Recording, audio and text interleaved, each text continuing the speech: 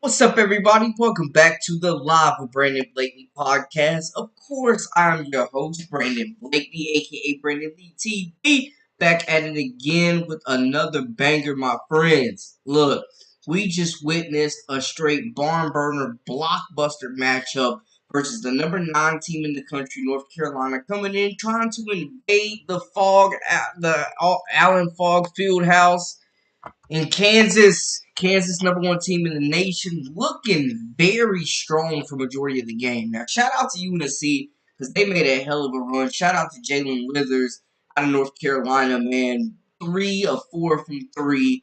Came out and was a big spark. But Kansas, man, the size. Kansas got some big boys down there. Hunter Dickinson, Flory Badunga, KJ Adams. Like, they got some big boys down there. And to be honest, man, the size just was a little too much. Daniel, welcome in, welcome in. Who saw the game, man? Who saw the game? I think we learned a lot from both teams, to be honest with y'all. I'm going to be real. Carolina showed some fight. I think they're going to be better than a lot of people think. I don't think there's 8 teams in the country better than North Carolina. But Kansas completely solved their depth issue in the transfer portal, man. I mean, Zeke Mayo, AJ Storr coming over, 2 walking buckets for this team. Kansas, size, too much. Strength, too much. Bill Self coached a good game, and it was a well balanced attack for them, man. Looking at it a little bit, checking into the numbers. 1 second, y'all. 1 second. Man, what a game. What a game. What a game.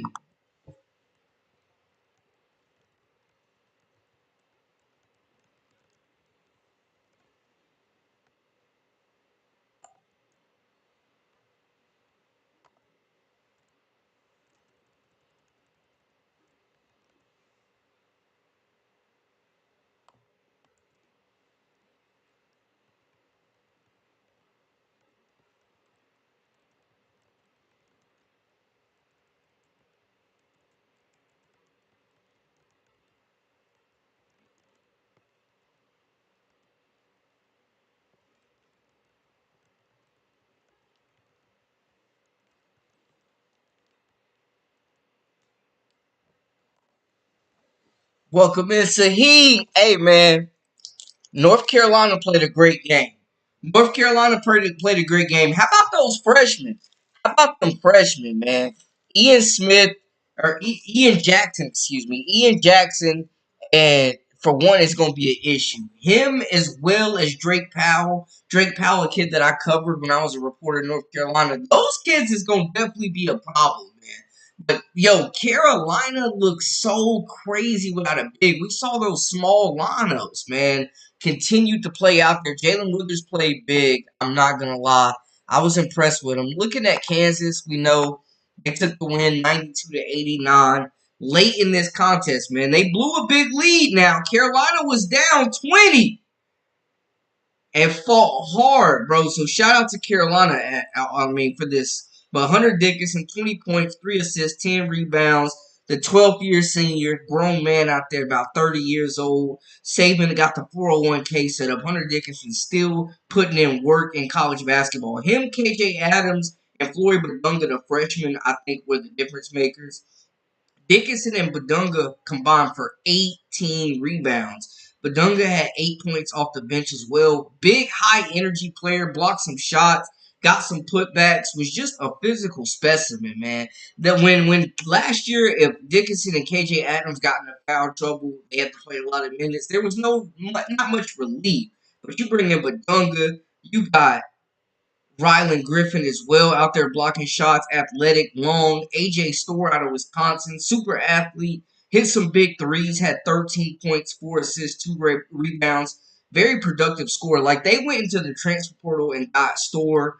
They ended up bringing in Zeke Mayo, 21 points, 4 assists, 5 rebounds. The Lawrence, Kansas native, whose dream it's been to play at Kansas for quite some time, comes in, hits some big threes, big shots late, got to the free throw line. I ain't gonna lie, he was getting cooked on defense. I'm not gonna hold y'all. But this was a really complete effort, man. I mean, Kansas had 5 players in double figures. Zeke Mayo led the way with 21 points, former Summit League Player of the Year.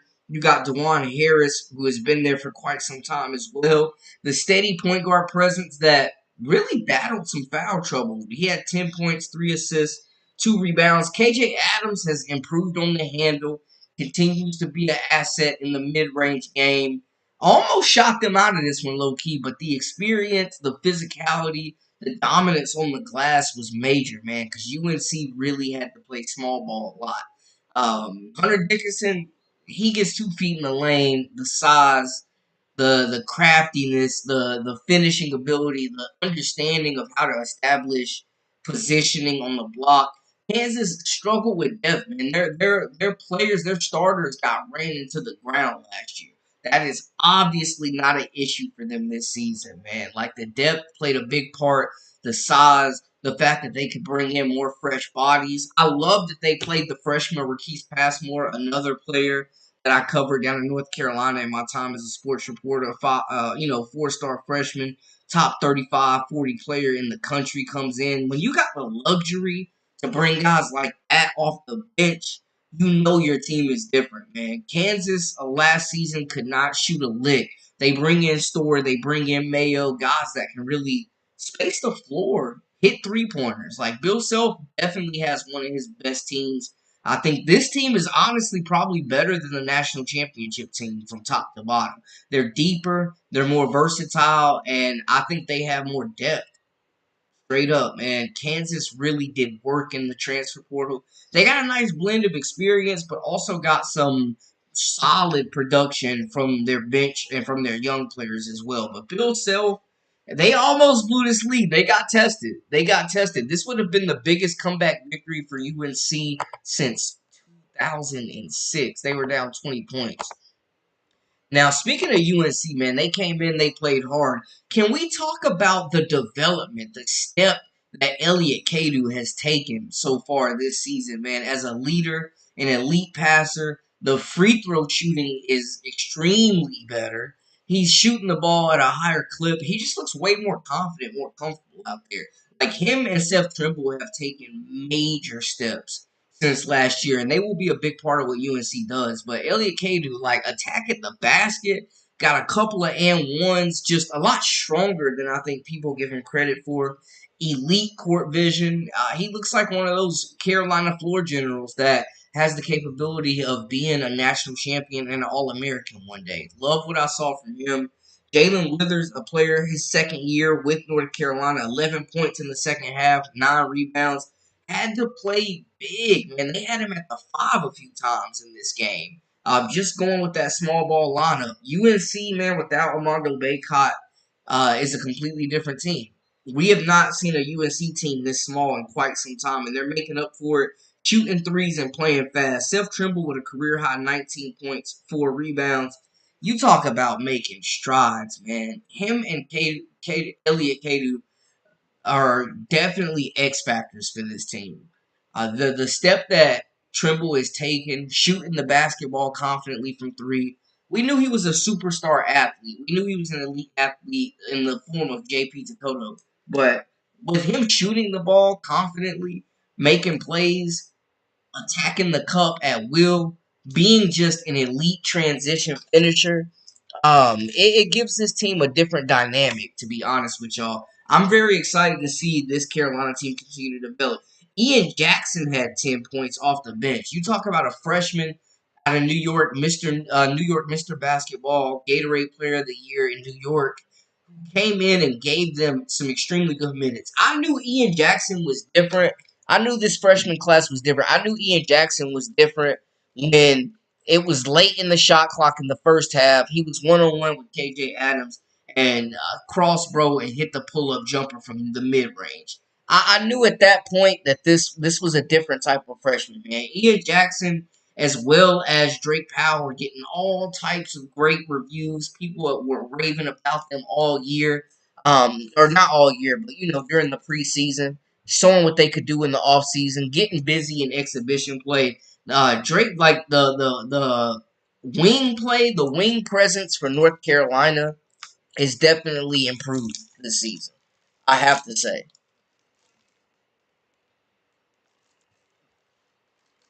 the wing presence has definitely improved for North Carolina. Y'all, my ring light struggling over here. But I love what I saw from Ian Jackson. When you talk about a freshman that's coming in with that confidence, that's not afraid to just attack the defense, put them on their heels, great athlete, silky smooth jumper, can get to his shot at will. When you're talking about a player that's coming in year one, ready to be aggressive and make plays, that's something that's very promising from UNC. I think it was a lot to take away from both teams, to be honest with y'all. Just from a perspective of both of them not being complete products. Like these two teams are going to look extremely different in a few months. So I love that they're not afraid to play these tough games, these tough non-conference games, when a lot of teams are not playing games and playing teams of this magnitude. And it was the first time that UNC had played in Kansas as well. So I thought that was major for them to come in. But Ian Jackson, 10 points off the bench was sensational. I think he showed a lot. This freshman class, I think, for UNC is going to be special, man. We mentioned Withers. RJ Davis, it was a tough day for RJ Davis. It was a tough shooting night for RJ Davis, man. I think they played incredible defense on him, making things difficult, continuing to make him work extremely hard for jump shots, and continue to just run around the floor and try to find space. He did get it going a little bit in the second half. He finished with 16 points, but didn't play the game that we're accustomed to seeing from him, averaging over 20 points per game. Elliot Kadu, 12 points, 7 assists, led the way, 2 rebounds as well. Jalen Washington, 9 rebounds. Him and Withers, both 9 apiece. But when you look at it, man, Washington definitely played some big minutes as well, had 7 points. Took that late three, man. I didn't like that. I didn't like that he took that late three late in the game, pretty much with the game on the line. Like, if you're UNC, that's not the shot that you want to die with. That's not the shot that you're trying to win the game with, in my opinion. So that was tough to watch. But I think UNC played tough. I think they showed some fight. We're seeing a different type of UNC basketball, man. Like they are extremely small. They don't have a true low post scoring presence. They don't have a number one scoring option down low, and that's different from a Hubie Davis team, man, that we haven't seen. But I think it was a big matchup. I think both teams can continue to grow from these type of matchups. The ACC is going to be brutal. The Big 12 is absolutely going to be brutal as well this season. Two of the best basketball conferences in the nation. But this was high energy, lots of scoring. The defense definitely has to step up on both sides because if you're giving up 89 points, you're typically not winning. If you're giving up 92 points, you're definitely not winning. So defense will need to step up. But we're talking about two of the best teams in the nation, and I think they showed it tonight, man. I was surprised we didn't see Cade Tyson come in this game, the transfer out of Bucknell, the sharpshooting three-point specialist. But shout out to Vin Allen Lubin as well, the transfer coming over had 10 points. 3 rebounds, showing some versatility. I think he's a player that is just scratching the surface with this team as well, man. But we saw Carolina fight hard, and I think they have nothing to hold their heads about. We learned a lot from both these teams, but again, they're far from finished products. They will look both completely different in the next few months. But this was a great battle for both teams, and I think Kansas was the better team tonight. They almost blew it, but their size, their depth is definitely a major improvement. And I'm excited to see both these teams continue to come together. But that's a wrap for us. I just wanted to hop on real quick, talk a little hoops with y'all, because y'all know we got all sports covered. We'll be going live after the LSU game as well. Make sure y'all hit that subscribe button, comment, like, share, all that good stuff. That is a wrap for us. Follow us on social media at Brandon Lee TV as well. Until next time, hey, we out.